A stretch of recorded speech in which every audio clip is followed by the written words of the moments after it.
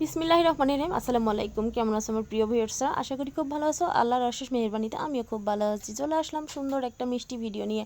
তো দেখতে থাকো, স্কিপ করো না কেউ। অবশ্যই আশা করছি ভালো লাগবে। তো ঘরের কাজ শুরু করে দিছি। অনেকদিন হলো কোনো ঘরের কাজ করা হয় না, ওইভাবে একদমই করতে পারতেছি না। এমনিতে গরম, তার মধ্যে তোমার মানে শরীরটা যেন কেমন খারাপই যাচ্ছে, খুব একটা যে ভালো যাচ্ছে সেটা না। ঘরের কাজে প্রতিদিন ধরো বিছানা গোছানো, একটু ঝাড়ু দেওয়া, এগুলো করি। কিন্তু যেগুলো কাজ একটু করে জমা হয়ে থাকে, যেমন ওয়ার্ডরোবের উপরে নোংরা হয়ে থাকে, শোকেসের উপরে, ড্রেসিং টেবিলের উপরে, মেয়েদের পড়ার টেবিলের উপরে, ওই জিনিসগুলো যে একটু সুন্দর করে পরিপাটি করে গোছাবো, একদমই সময় পাচ্ছিলাম না। তো আজকে ভাবলাম যে না, আর এভাবে চলছে না, একটুখানি গোছাতেই হবে, একটু ক্লিন করব ঘরগুলো। একদম মানে এলোমেলো লাগতেছে, যদিও গোছানোই কিন্তু খুব বেশি এলোমেলো সেটা কিন্তু না। তারপরও আমার আসলে খুঁতখুঁতানি যে এখানে এলোমেলো, ওখানে, মানে একটা জিনিস যদি এলোমেলো থাকে, মানে যেখানকার জিনিস সেখানে না থেকে অন্য জায়গায় থাকা মানে আমার কাছে এলোমেলো। তো এই কারণেই জোর কদমে লেগে পড়লাম আজকে সব কিছু গোছানোর জন্য। আর আলনাটা যে কতবার গোছাই আর কতবার দিনের মধ্যে এলোমেলো করে আমার ছোটো মেয়ে, কী বলবো। আর দেখো, এখন দুই মেয়ে চলে আসছে আমার সঙ্গে কাজ করার জন্য। যখন আমি কোনো কিছু করব না, তখন ওদের কোনো মানে কাজ নাই, তখন শুয়ে বসে কাটাবে, ফোন দেখবে। এখন আমি কাজে আসছি, আমাকে ডিস্টার্ব করাই ওদের কাজ। তো দেখো, ছোটো মেয়ে চেষ্টা করতেছে কাজ করে দেয়, আর আসলে এটা তো কাজ করা না, আমাকে ডিস্টার্ব করা, আমার কাজকে বাড়ানো, এটাই হচ্ছে কথা।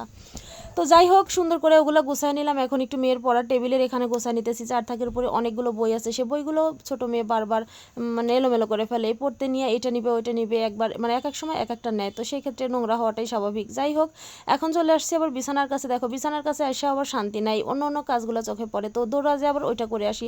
মানে চোখ যেন চারিদিকে শুধু ঘুরতেছে ঘুরতেছে, কোনটা রেখে কোনটা করব এরকম মনে হচ্ছে। তো যাই হোক, এক একটা কাজ এক এক সময় করে নিতেছি, গোছায়া করতে পারতেছি না।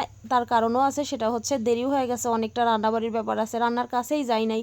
সেই সকালে রান্না করে ওদেরকে খাওয়াইছি, দুপুরে রান্না আজকে অনেকটা দেরি হয়ে যাবে, কারণ অনেক কাজ করতে হবে আমাকে আজকে, অনেক কাজ, প্রত্যেকটা রুম ক্লিন করব। যদিও তোমাদের সঙ্গে এতগুলো কাজ শেয়ার করতে পারি না, এতগুলো কাজ শেয়ার করা কোনোভাবেই সম্ভব না, যতটা পারছি ততটা শেয়ার করতেছি। তো এখন বিছানাটা গোছায় নিছি। বিছানার উপর দেখো যে মানে চাদরগুলো গায়ে দিয়ে, এগুলো তো আসলে চাদর মানে হচ্ছে তোমার গায়ে দেওয়ার জন্য। আর প্রত্যেক দিন যত গরমই থাক না কেন, একটু গায়ের মধ্যে যদি কোনো কাপড় না থাকে, ঘুম আসে না। এটা আসলে সবারই কিন্তু একটা বদ অভ্যেস আমি মনে করি।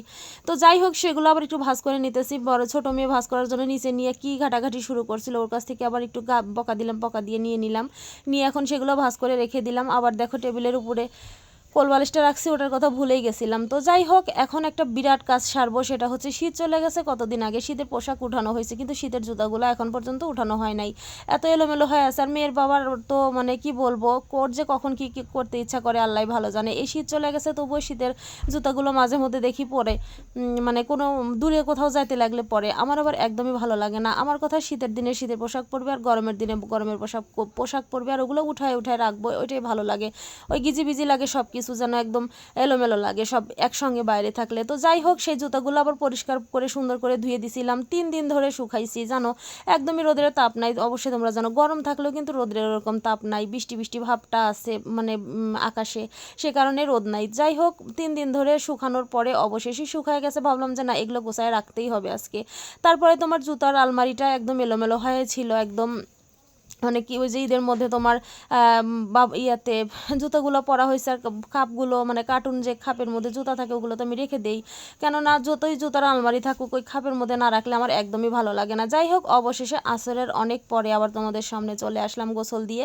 আর মেয়ে মাত্র প্রাইভেট থেকে চলে আসছে, আয়সা দেখো বসে বসে চিপস খায় না কি যেন খায়। যাই হোক, আমার এখন একটু ভালো লাগতেছে, ফ্রেশ লাগতেছে, কিন্তু আমি এখন পর্যন্ত খাওয়া দাওয়া করি নাই, মাগরিবের পরে খাইতে বসছি। তো ভাবলাম তোমাদের সঙ্গে একটু শেয়ার করি কি কি রান্না করছি, অনেকটা দেরি হয়ে গেছিলো জানো। তো যাই হোক, মাছ ভাজি করছি, আর যে মাছটা ভাজি করছি ওই মাছটাই বেগুন আলু টমেটো দিয়ে রান্না করছি। এখানে পটল আলু আর চিংড়ি মাছ রান্না করছি। তারপরে তোমার এখানে হচ্ছে গরুর মাংস রান্না করছি। আসলে কি মানে যে যে যেটাও খাইতে পছন্দ করে তার তার জন্য সেটাই করছি। একটু পোলাও রান্না করছি। তো দেখো, এখানে পোলাও মানে ওটা তো খায় নিছে, এর জন্য অনেক কিছু কমে গেছে, কিন্তু এত অল্প রান্না করিনি।